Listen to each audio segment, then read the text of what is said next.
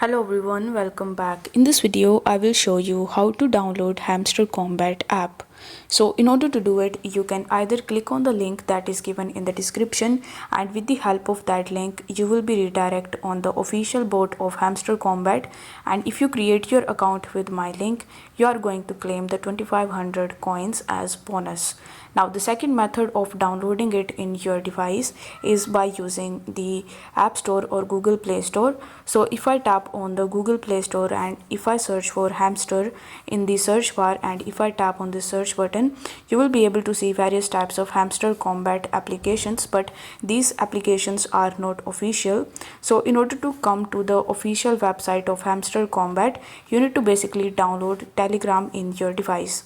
So you need to search for Telegram, and then you just have to download and install Telegram application in your device. Then you just have to create your account on it. After that, you just have to launch your Telegram application, and then in the search bar you will have to search for Hamster Kombat bot. But there are a lot of Hamster Kombat bots available which might be fake, so I would recommend you to click the link in the description so that you could redirect on the official Hamster Kombat bot.